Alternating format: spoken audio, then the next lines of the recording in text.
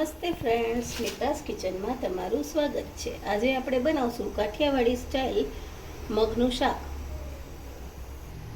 મગનું શાક બનાવવા માટે મેં આ 1 વાટકી મગને બાફી લીધા છે। તમે ડાયરેક્ટ કુકરમાં પણ મગનું શાક બનાવી શકો છો, પણ આજે મેં બાફીને કર્યા છે। હવે આપણે તેનો વઘાર કરીશું। વઘાર કરવા માટે કડાઈમાં 2 ચમચા તેલ મૂક્યું છે। તેલ ગરમ થાય એટલે આપણે તેમાં નાખશું રાઈ, जीरू, मीठा लीमड़ाना पान, 5 चमची हींग, 2 चमची जेटला वाटेला आदू मरचा,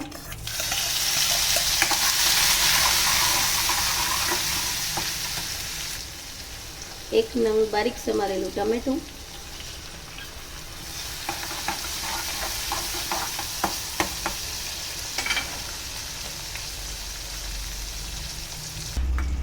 एक वाटकी में આપણે 2 चमची જેટલા ધાણા જીરું પાવડર, અડધી ચમચી હળદર પાવડર, 1 નાની ચમચી લાલ મરચું,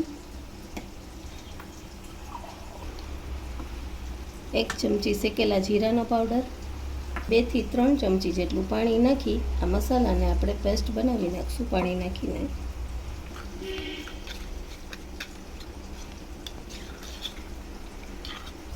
2-3 મિનિટ ટમેટા કૂક થાય ને સોફ્ટ થાય પછી આપણે આ મરચાવાળી પાણીની પેસ્ટ બનાવી છે તે આપણે મસાલો આમાં નાખશું।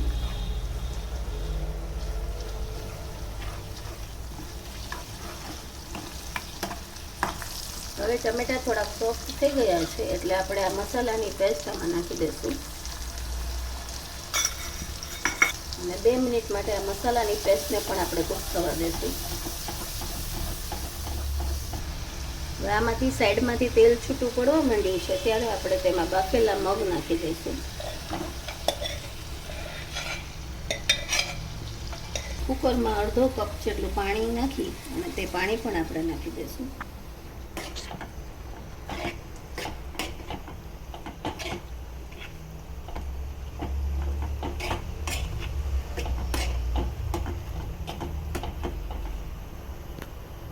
હવે આપણે આમાં સ્વાદ મુજબ મીઠું નાખી દઈશું।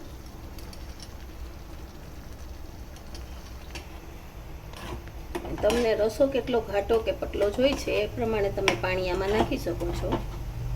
તમને પતલા મગ ભાવતા હોય રસાવાળા તો તમે આમાં વધારે હજી અડધો ગ્લાસ પણ પાણી નાખી શકો છો। 1 ચમચી ખાંડ નાખશું।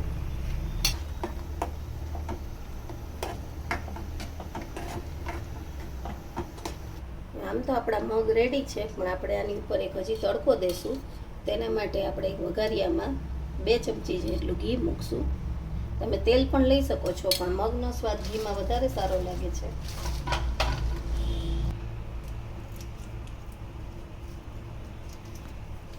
ઘી ગરમ થાય એટલે તેમાં આપણે 1 નંગ સૂકું લાલ મરચું, અડધી ચમચી જેટલું કાશ્મીરી મરચું પાવડર,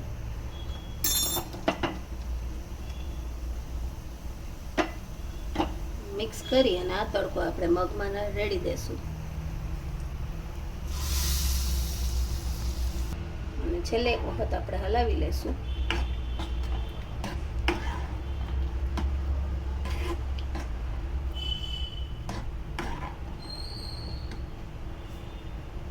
અને હવે આપણે છેલ્લે મગમાં 1 ચમચી જેટલો લીંબુનો રસ અને કોથમીરના પાન નાખી અને મગને સર્વ કરી દેશું।